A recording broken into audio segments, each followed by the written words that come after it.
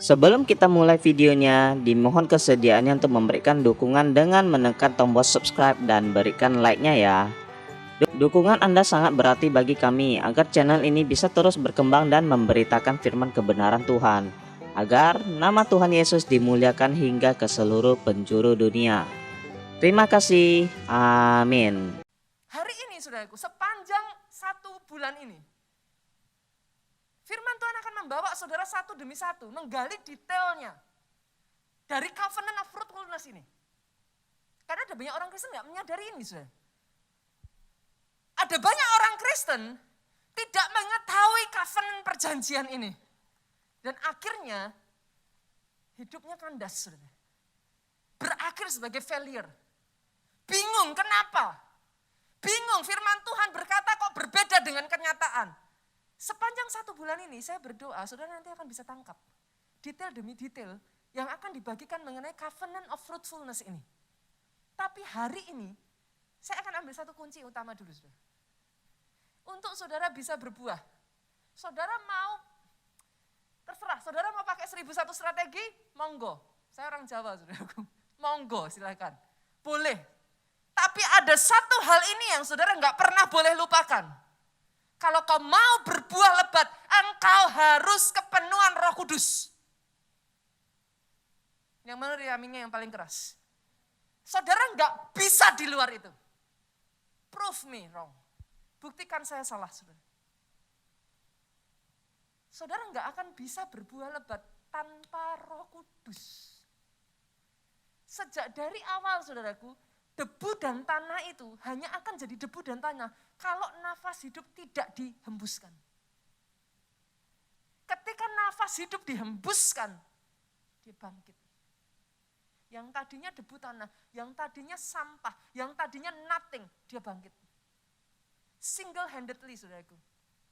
Dia menamai seluruh binatang di muka bumi ini. Ngeri, saudara. Kepenuhan Roh Kudus, level kepenuhan Roh Kudus dalam hidupmu menentukan level kapasitasmu untuk berbuah lebat. Saya ulang ya, saudara. Level kapasitasmu kepenuhan Roh Kudus dalam dirimu ini menentukan levelmu untuk berbuah lebat. Tadinya debu tanah, nothing. Dihembuskan nafas. Apa itu dihembuskan nafas, saudara? Roh Kudus. Yang nothing dia bangkit. Setelah dia bangkit, dia berkarya. Dan karyanya bukan karya kecil-kecilan. Single-handedly, Adam menamai seluruh binatang, menguasai, menaklukkan Taman Eden. Masih ingat Petrus, saudara?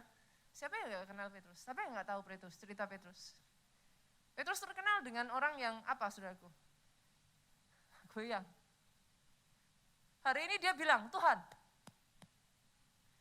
aku nih, kalau sampai ada apa-apa sama Tuhan, aku maju paling depan. Apa yang terjadi, saudara? Yesus disalib. Kemana Petrus? Di mana Petrus? Hari itu di atas kayu salib yang ada di sana hanya satu murid Yesus, Yohanes. Dengan Maria ibu Yesus. Mana Petrus? Dia sangkal Yesus. Dia lari.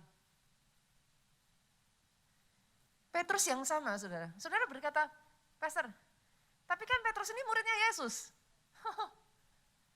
Bertahun-tahun dia hidup, tidur, bangun, pergi, jalan, makan bersama Yesus. Renungkan kata-kata saya ini, saudara. Kau boleh 52 kali dalam 1 tahun ibadah setiap minggunya tanpa terkecuali. Boleh. Petrus bukan cuma 52 minggu dalam setahun. 365 hari. Every single hours dia mengikut Yesus. Tapi dia sangkal Yesus. Renungkan kata-kata saya ini. Tanpa Roh Kudus, kita bukan apa-apa. Gak bisa. pada hari di mana angin itu berhembus di loteng Yerusalem, saudara. Seorang pengecut, seorang yang goyah, seorang yang plin-plan, seorang yang bahkan sudah meninggalkan Yesus. Hari itu dia bangkit dari mulutnya, saudaraku.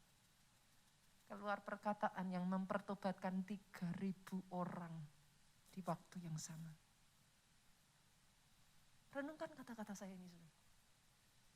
Saudara boleh punya semua strategi, tapi izinkan saya katakan ini, kepenuhan Roh Kudus adalah awal mula engkau dimampukan untuk berbuah lebat. Gak bisa enggak, saudara? Itu sebabnya hari ini saya ingin mengajak saudara untuk melihat, saudara. Apa sih sebenarnya yang terjadi? Apa saja yang terjadi ketika seseorang dipenuhi Roh Kudus? Apa saja yang terjadi? Saya akan bagikan 5 poin, saudara. Waktu saya terbatas. Yang pertama, kita buka Roma pasalnya yang ke-8, ayatnya yang ke-26 ya, saudaraku. Roma 8 ayatnya yang ke-26, saya bacakan untuk saudara. Demikian juga Roh membantu kita dalam kelemahan kita. Tahukah saudara, dalam kehidupan ini, saudaraku, yang namanya masalah, kadang saudara, itu kalau udah datang terus-menerus ya saudara. Berapa banyak sih yang ngerasain di masa pandemi ini, saudaraku? Berapa banyak dari saudara yang pernah mengatakan sama seperti saya ini? Apalagi Tuhan? Apalagi? Kadang saudara itu bisa dihantam badai terus-menerus. Sampai di satu titik. Kita tuh jadi lemah. Izinkan saya, sore hari ini, saya mengatakan atas hidup saudara. Semangat yang sudah lemah. Visi yang sudah lemah. Impian yang sudah lemah, saudaraku. Roh yang sudah lemah, dibangkitkan kembali. You cannot do anything without him. Itu sebabnya tahun ini adalah tahun Roh Kudus, saudaraku. Tahun ini tahun Roh Kudus. Not by might, bukan kuat, bukan gagah, tapi oleh Rohku, kata firman Tuhan. Yang pertama, ketika kau kepenuhan Roh Kudus, coba rasakan berapa banyak dari saudara yang pernah sudah pagi-pagi sebelum melakukan apapun masuk hadirat Tuhan. Boleh? Kalau ada yang pernah, lambaikan tangan saudara. 1, 2, 3, 4, 5, banyak ya. Awalnya malas, saudara. Pernah ngerasain nggak? Apalagi pandemi ini.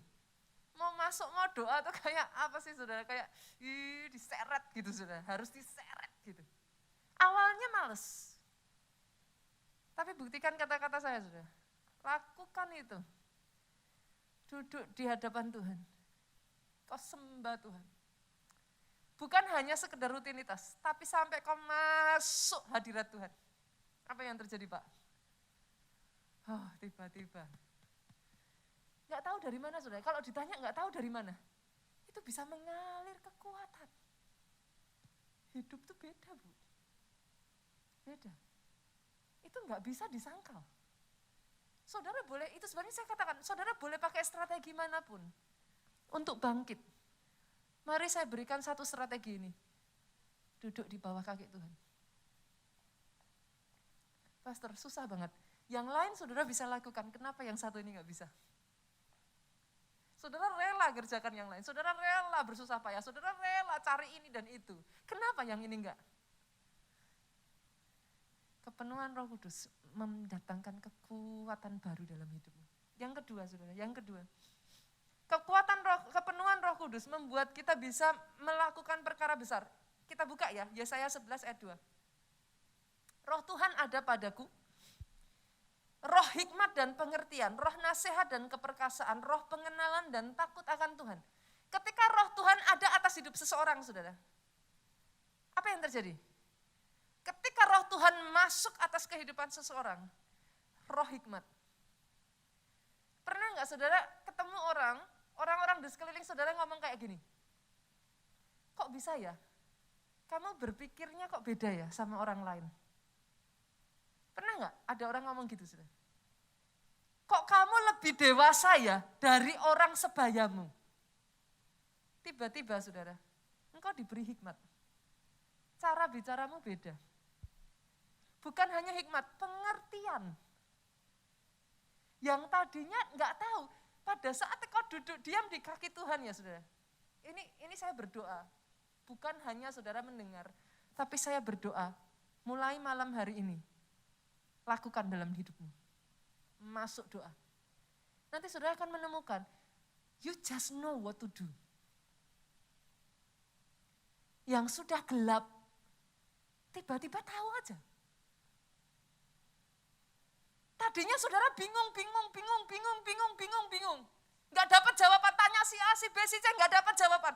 Duduk di bawah kaki Tuhan. Nanti ketika saudara nyembah, saudara nangis, saudara masuk lebih dalam. Nggak perlu saudara berdoa tentang spesifik itu pun ya saudaraku. Tiba-tiba, you know it. You just know it. Gitu.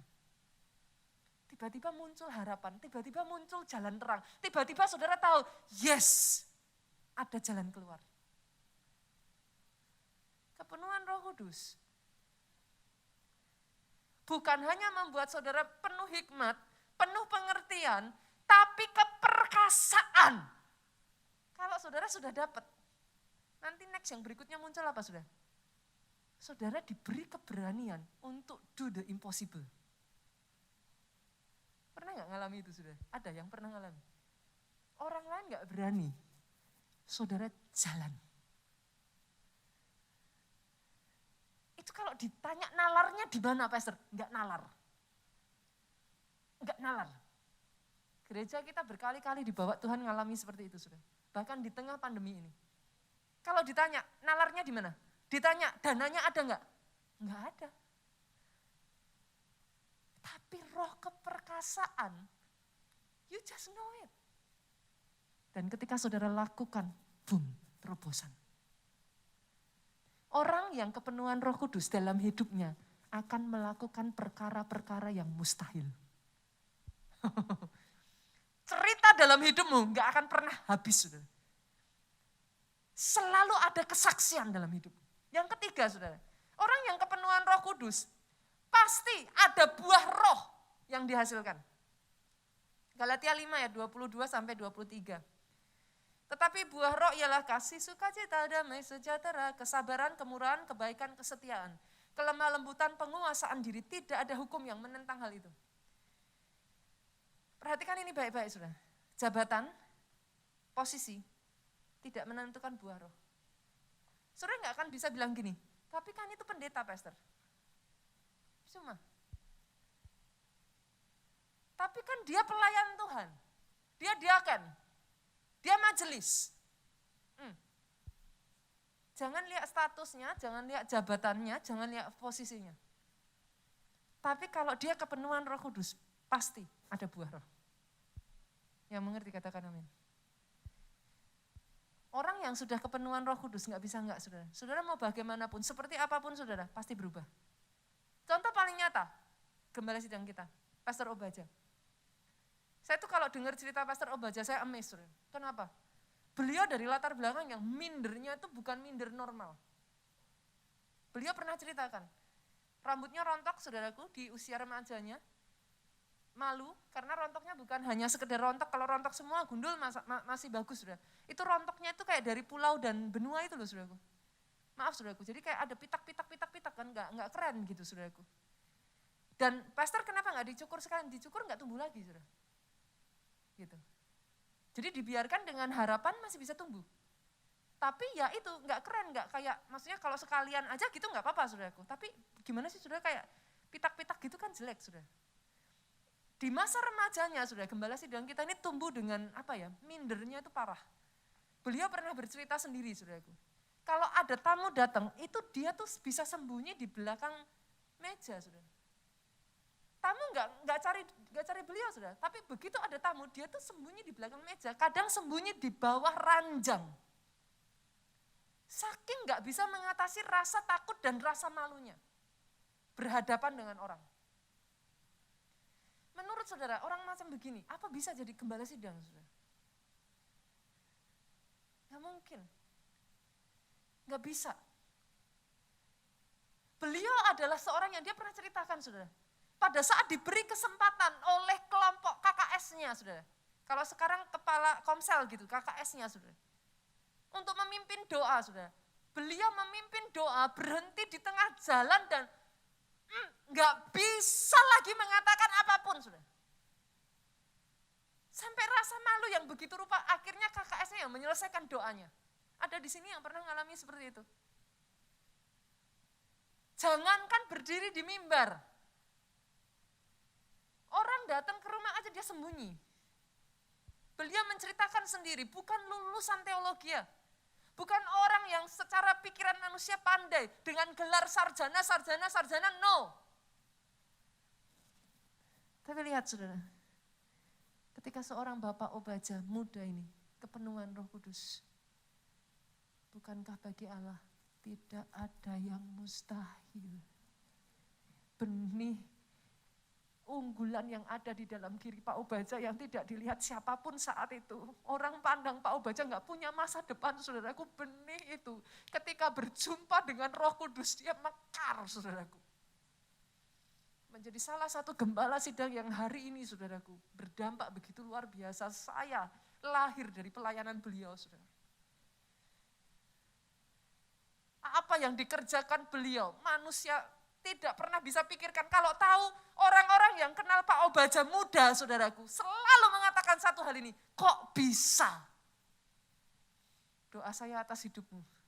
Orang yang mengenal engkau di masa lalumu, mereka berkata, kok bisa ya? Kok bisa ya? Orang seperti kamu kok bisa ya? Itu doa saya dari hidupmu. Engkau menjadi tanda mempermuliakan nama Tuhan. Oh kalau mau tepuk tangannya yang paling meriah buat dia. Jadi atas hidupmu saudaraku.